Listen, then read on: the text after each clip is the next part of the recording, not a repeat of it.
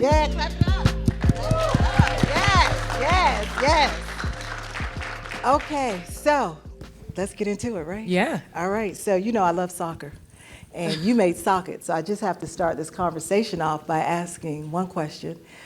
Why? So what Joni's talk about here is that I started my career making energy-generating play products. And so when I was 19 years old, I invented an energy-generating soccer ball that could harness the energy from play, the kinetic energy, and store that power inside of the ball. Yeah, it was pretty cool. You could play with it. You could roll. You know, as it rolled, it was generating energy. And about an hour of play would give you 3 hours of light.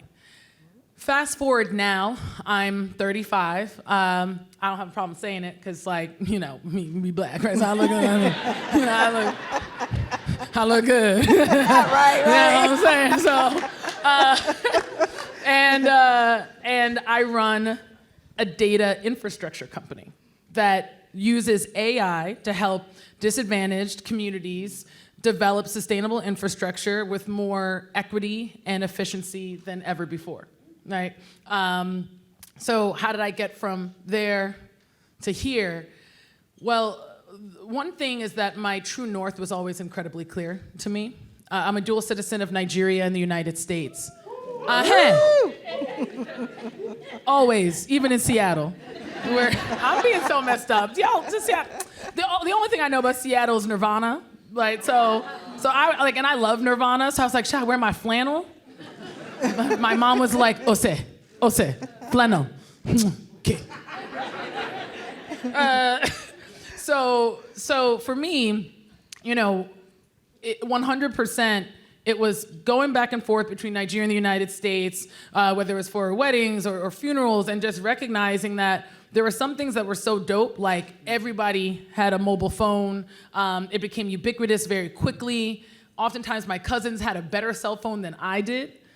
But also wondering, like, why is it that it doesn't matter if we're in the village or if we're in, like, the bustling city of Lagos, that we're losing power every single day? And I knew it wasn't because, like, there weren't the technologies that needed to exist to make that happen. I knew it was an infrastructural issue immediately. In fact, oftentimes in places like Nigeria, people are paying more per kilowatt hour than we pay here in the United States. I don't know if that's true anymore because, like, but the bill's getting high. Energy bill's getting high. But at least before, it was very much like that. And you know, I believe that the first step in innovation is the articulation of the problem. And at the age of 17, 18, I articulated the problem to be that people like my cousins, who were trained engineers, did not believe that there could be a world where things could be different. They did not believe that this problem could be solved by some innovation or some public-private partnership. They simply thought that the best way to solve the problem was to pretend like it's not happening and to get used to it. Right. And so I wanted to create something that would make them change that view, that would make them see the world not just as it is, but as it could be. And soccer is the most popular sport around the world. Yes, my favorite sport. The most popular sport. Yes. And I'm assuming you're probably really good. My cousins were not that good. I was bad. See, there you go. That's what I love. I was the only female on my team. We went to the championship. That's right. I was good. Yeah, I was real good. So also, you were so good that you were bad. I was bad. See, well, now my cousins were so average that they were like, why are we playing this game? This is awkward. No. So, but in that way though, seeing their passion and seeing the way that they would play on the field, I'm like, yo, the way that you approach this game, knowing damn well that you are at best average, is the way you need to approach life. It's the way you need to approach all of the problems in our community and infrastructurally. And so my thought was like, let me create something that would inspire them to do it. And what ended up happening was that, long story short, it inspired me to do it. Got it. Okay. Yeah. All right. Took a while to figure out exactly what technologies would get there. First, it was the play products, and then different inventions, and then a couple of years ago, right before the pandemic, I started to realize that the common thread in every community wasn't needing like an energy generating speed bump or some cool thing here or there that was fun but couldn't scale. The common problem was data. It didn't matter if it was in Nigeria or in the US, the data problems were kind of compiling on each other. Right. And that when governments were operating in the right way, they were spending at least half of their time tracking down, collecting, correcting, and sharing siloed information to make infrastructure decisions. They often did not have the right information to know where to prioritize, who should be getting the solar, or where should we be replacing the lead pipes. And in the other half of the time, they were just, quote unquote, shooting from the hip. And so I was like, well, if we could solve the data problem and improve the way that they're organizing their data to make decisions to build sustainable infrastructure, we can help them build it faster, we can help them build it for less, and then as a result, we can either help them make it more equitable or at least make it very obvious when they're being fucked up. Like, make it more obvious. Like, listen, that's what the data said. If you just want to do that, you can do that, but don't act like the data didn't say that. Right. And so that's how we came up with our current product. And we thank you. Right. We thank you for that transition there. We honestly do. So we want to talk about demystifying AI. So when we look at AI, I always think about that time, and I don't mind dating myself either. 53. Listen, so girl. I don't mind. Listen. I don't mind that either. We should just talk about that. Back in 1970, AI didn't do this. Right. This homegrown. So back when I was born, actually, legislation was passed on cigarettes. But as I grew up, cigarettes was just like, ooh, it was a cool thing to do. You had the slim lady smoking a cigarette, right? And it was just like awing to me, right? And for 20 years, I smoked based off of that. But what I will say is this. They demystified those cigarettes. It was not cool. Did you hear all the millennials go, oh my? Right, and that's great. Oh. That's my exact point, is that during my time, it was cool, right? And it was the thing to do. And as time went by, and the Surgeon General said, no, put these warnings on each pack of these cigarettes and let people know exactly what it does to you. And it would curb, and it just like demystified the coolness and the sexiness of cigarettes. So my question is, how do we demystify AI? Girl, listen. Oh, yeah. Listen. Because we had a whole behind the scenes conversation, y'all, that we're trying to keep civil for the cameras and all that. So I think that's part of why you guys are here, right? Everyone's talking about AI. Everyone's acting like it's the new hot thing. And they're acting like it's this black box and it's this scary monster that cannot be controlled and things are just happening. But it's really not. You should not be afraid of AI. You should be afraid of the people who are building it. That's it. So, what it comes down to, let's break this down, right? AI, artificial intelligence, right? And we discussed this. It's kind of like a child. It's a child. It's like a robot baby, right? ChatGPT is at best a sassy 7-year-old. And we all know, right? We all know that 7-year-old that was born in I don't know, whatever 7 years ago was. But basically recently grew up with all the social media platforms and be out here talking to you like they grown. And you'd be like, well, damn, girl, you grown. No, they just online. No, do not have this 7-year-old do your taxes. It might go well sometimes until it does not, right? But what it ultimately then comes down to, you have to ask yourself is, okay, so if this is just this code that has a great capacity to learn, right? And the way it's taught to learn, it's algorithms. Algorithms are just processes. People like to use fancy words to scare us and say, oh, that's a distant thing. But if you have a process for anything, that's an algorithm. That's an algorithm. You can call it that. Especially half y'all women look great in here. I know what you had to do. Whatever you had to do to get here on time, that's a very efficient algorithm. That's a very efficient algorithm. And all it actually comes down to is then, how are you teaching that to an artificial intelligence? How are you teaching that to this robot baby? Let's just put it in that way, so that it can start to do that for you. So to that end, when we talk about demystifying it, and we've talked about this a lot, you have to wonder who's doing the teaching. You have to wonder who's doing the teaching and how are they framing the way that this child should observe and respond to the world.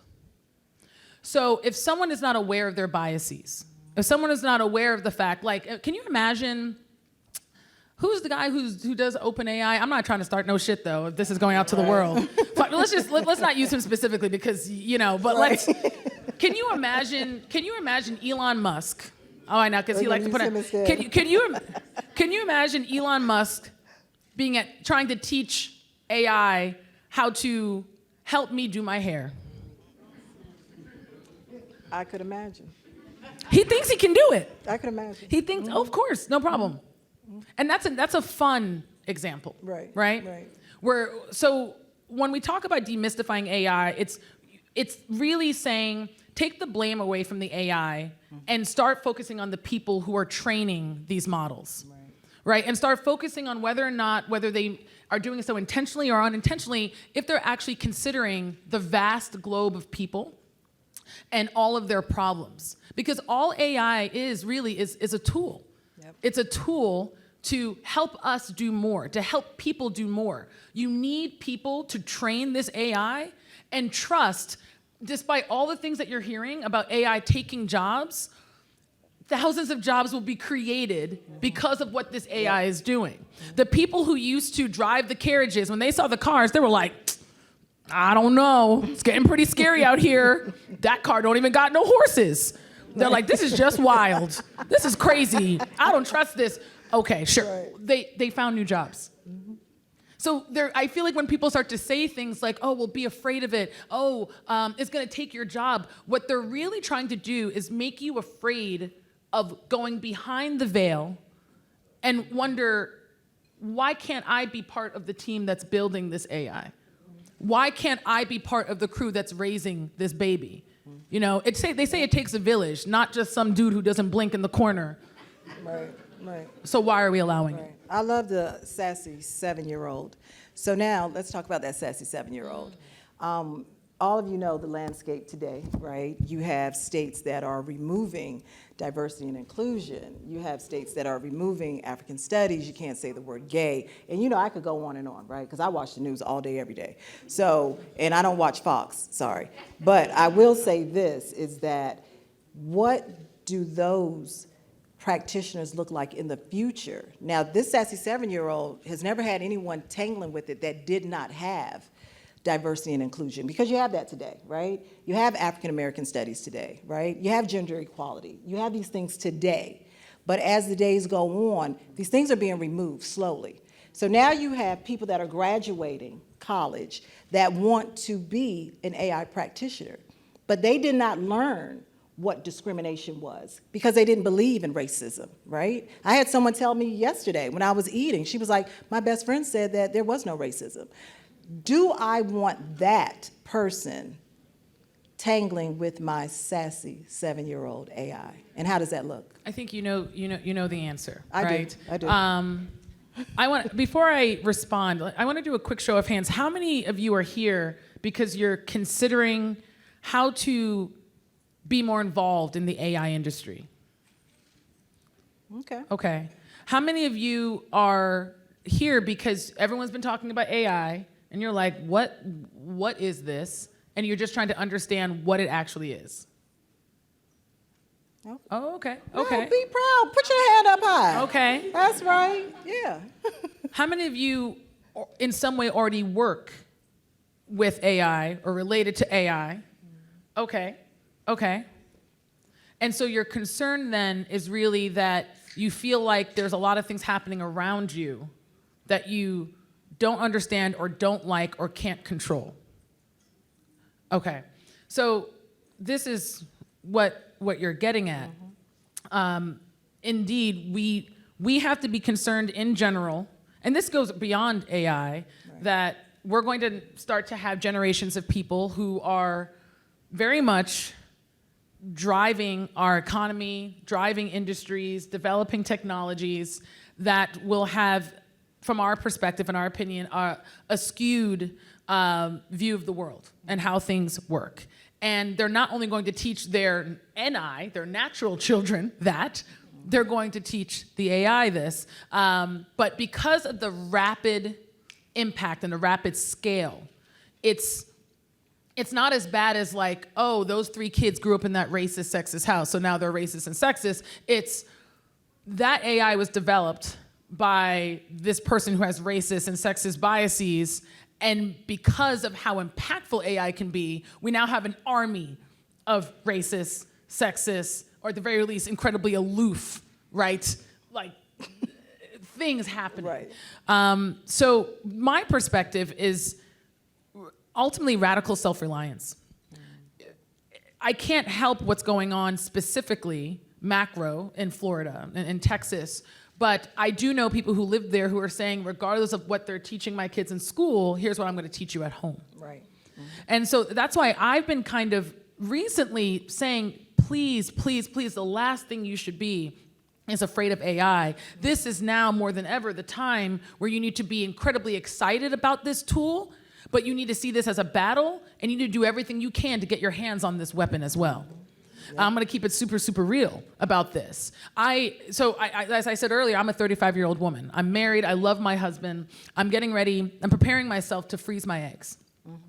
I'm gonna keep it real. Part of me is doing that because I learned that the maternal mortality rate has gotten worse. It's 2023. It is 2023 in a developed country. Yep. And you're telling me that over the last couple of years, and it's not just because of COVID, if I get pregnant, I have 12 patents and patents pending. I'm building all these different things, and the thing that scares me the most is having a baby and dying. But people are developing AI to do the wildest, most random shit possible, but women are dying when they get pregnant because not enough women, and definitely not enough black women, are sitting there saying, how can I use AI as a tool to keep more of us alive? Right. And the only way that's gonna change is if more of us say, we're not afraid of AI. You know what, y'all are gonna do what you wanna do with it, but here's what I'm gonna do with it. Here's how I'm going to teach this child at home regardless of what you're doing. And so that to me is the only answer. It is not too late for us all to recognize that this will not be done for us. This will not be something where we can hope that the right few people at the top are going to be thinking about all the things that we need. We know this, or we would not have systemic issues right now. We know this. So, but what I now view, though, is that I believe that technology is one of the best equalizers, one of the best democratizing tools. And that to me is exciting. That to me is an opportunity. So let's stop talking about being afraid. Let's stop talking about it as a black box. There are several low-code and no-code tools that you can use to create something in AI if you want to. How do we get people to see this as a playground versus, I don't know, a mortuary? Right. I'm also literally not kidding. I'm sorry, my dad literally 2 days ago was like, all my grandkids are in the freezer. I don't know when they're getting out. And I was like, actually, Dad, Tiana, my older sister, Tiana's kids are in the freezer. Mine are about to be in the freezer. Just want to confirm. He's like, oh, when are they coming out of the freezer? I'm like, this is what happens when you talk to your mom talks to your dad talks to you. He don't know what's going on. So, but it's real, and it's a real thing. We have a very small group of people right now who are focusing AI on their problems, and I do not blame them. Entrepreneurship is problem solving without regard for resource. Like, science is the study of life. Like, these things should not be scary big words. Right. But when we silo ourselves, and I say we, it's just like if you are anyone, if you're not affluent, if you are not a man, if you're not, there's so many things that actually, most of us are not that paradigm of the person who's doing this, most of us. But when you kind of like push something away, you are disenfranchising yourself in so many ways. It goes beyond anything we can imagine. The thing that I'm most scared of is the number of people who keep saying, I'm afraid of what could literally be the best thing they've ever put their hands on in their entire lives. All right, with that.